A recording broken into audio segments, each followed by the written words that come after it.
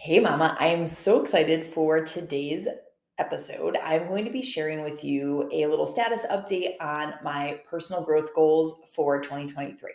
So, at the time of this recording, it is the beginning of May, and I am reflecting on April and how April went as far as the three goals that I'm focusing in on.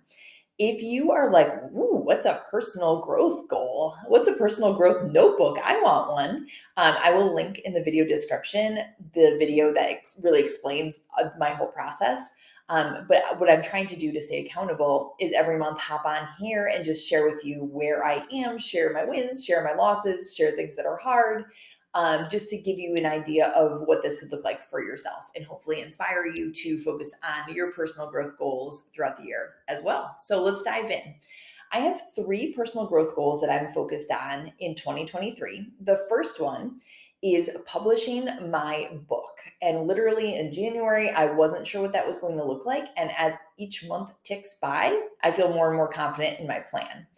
So you'll see that in April, I thought in the pink, you'll see the goal activities that I thought I was going to do.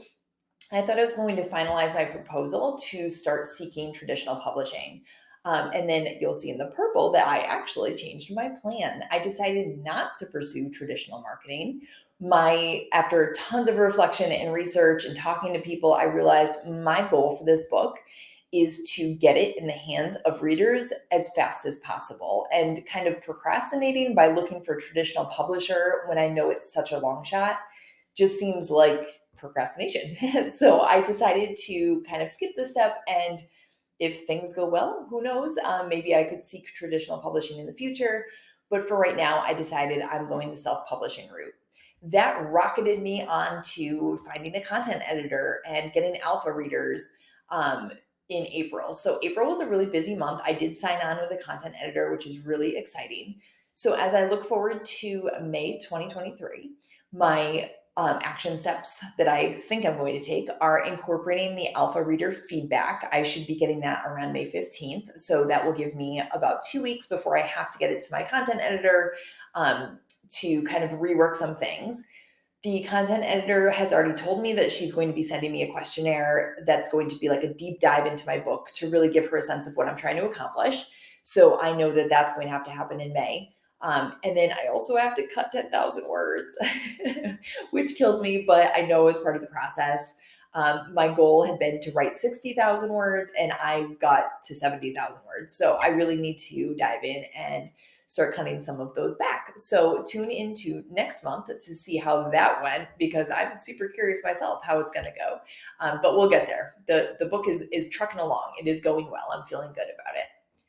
My second personal growth goal area is on optimizing my nutrition. I feel like I sort of know what I have to do, but I don't consistently do it. So in April, I was really struggling with my sugar intake. I had this, like, my husband and I both had it, this like weird virus where legitimately, like, we couldn't eat like decent food, which sounds so strange, but like the sight of a salad made my stomach turn, but like French fries, I was there for it.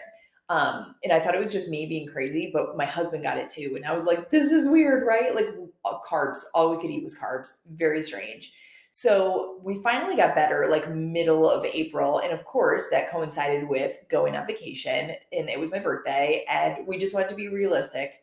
So we had our lobster, we had our cake, and then it was time to return home to reality. So when we got home, I did a 3-day Whole30 reset. So I avoided processed sugars, other than fruit, and really dialed back on my nutrition. Got rid of like my chocolate snack in the afternoon, which is so not good. Um, and I was able to do it. I was able to kick the sugar in the afternoon. And then I am ready now in May to get back to the glucose rules that I started tackling at the beginning of the year after I read The Glucose Revolution, which I strongly recommend, and I will link below in the show notes if you're interested. So for May, my goal is to implement two rules from the book. The first one is to, if you have to snack, go savory.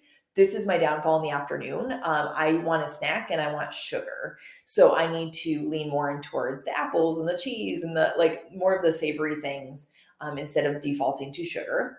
And then the last rule that I'm going to focus in on is moving after you eat. This one, even in the book, she says isn't like set in stone. Like this isn't going to be your game changer. But I typically move before I eat. And she argued in the book there really is no scientific proof that after is better, but I'm going to experiment with it just to see. And then I want to try to get more consistent on weekends. I feel like my nutrition is really dialed in during the week out of pure like laziness and habit. Like there's a salad in the fridge, so I'm going to eat it. I don't want to make lunch. But on the weekends, things, the wheels kind of fall off when there's lots of options and lots of events and things like that, lots of temptations, if you will. So that is the plan for May, and let's see how it goes. And then my last personal growth area is my millionaire mindset. So leaning into that abundance mindset. April was pretty busy as far as this goal goes. I read a book called Invested by Danielle Town and her dad. It was really interesting. I've been very curious about other ways of investing. My husband and I use Vanguard to invest with our brokerage accounts. And I was kind of curious, like, are we doing it the right way? Are we doing it the lazy way? Like, should we not be paying those fees? Like, is there a way around that?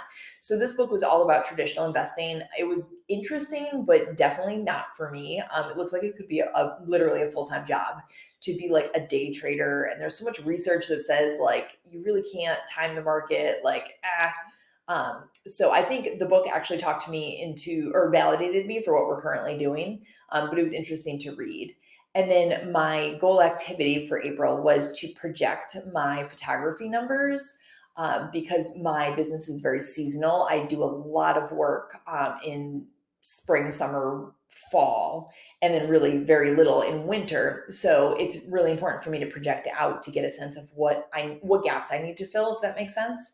And then also, I needed to begin drafting our fall budget, which is crazy because it's literally the beginning of May right now, and people are like, "What?" But my husband's a teacher, so he doesn't get paid all summer. So I have to be very proactive with our budget to make sure that we have enough ready to carry us through the summer until he gets his first paycheck at the beginning of September. And I just need to make sure that our September budget, like that I'm not missing anything. Like literally there was a year that I like forgot about the September mortgage. And it was the time like when we were paying daycare too. And so the first daycare payment was due and the mortgage payment was due. And it was like a big mess. So I start drafting it in the spring and then give myself plenty of time to check for mistakes and all of those things. But that was my goal for April, was really to just get started with that. There were a few struggles for sure in April. I have found that as I'm leaning into this abundance lifestyle, I'm a little more spontaneous. We went on a vacation that we weren't planning to do in January, and I think in March we were like, "Hey, let's go to Maine and for my birthday," and we did it, and it was awesome, and we had the best time, and I'm so thankful. But then it's like we get home, and I'm like, ooh, all right. Like we obviously like paid cash for it. Like it's fine. We could pay for it, but is this like how much can we do this until we get ourselves into a tight spot?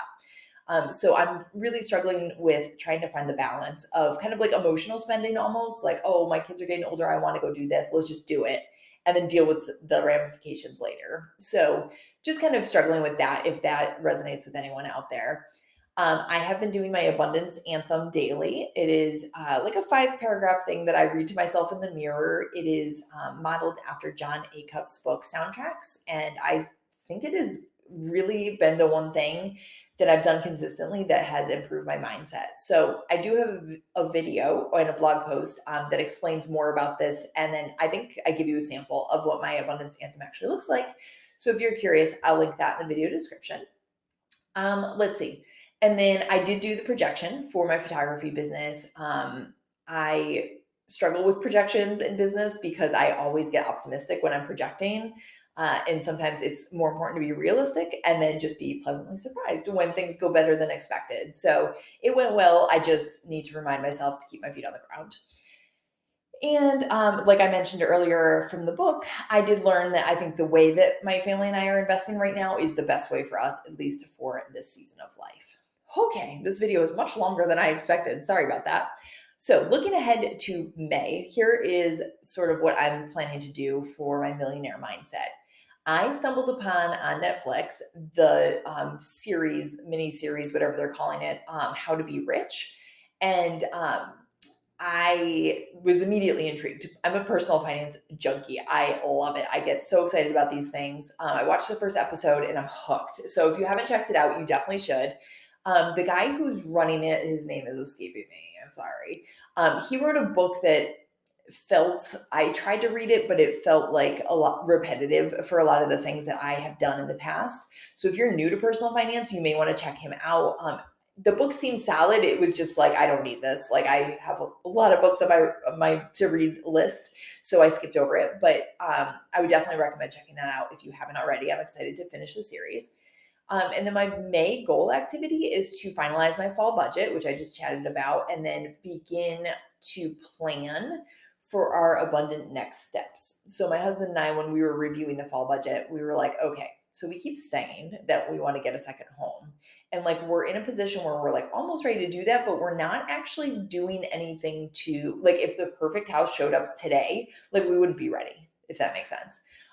So what we would like to do is just start planning for that, like putting a chunk of money away every single month that's going in some sort of account that's accruing interest, but that we could access quickly if, depending on the market, if there's something came available.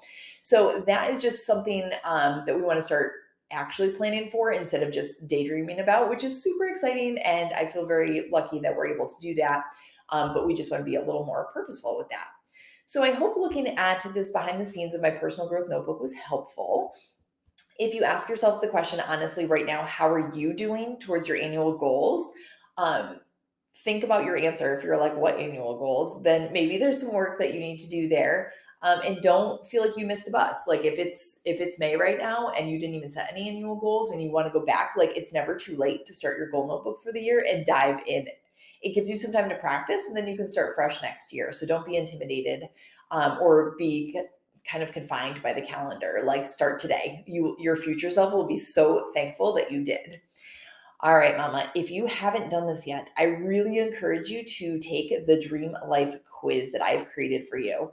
When I work with my one-on-one coaching clients, so many of them are just not crystal clear on what their dream life looks like. And this quiz helps you do just that for free. It's awesome. Over 50 moms have taken the quiz now. I'm getting awesome feedback. So if you haven't done it already, be sure to check it out. The link is below in the description. Again, I hope this video was helpful. Don't forget, keep growing. Little eyes are watching, and I'll talk to you soon.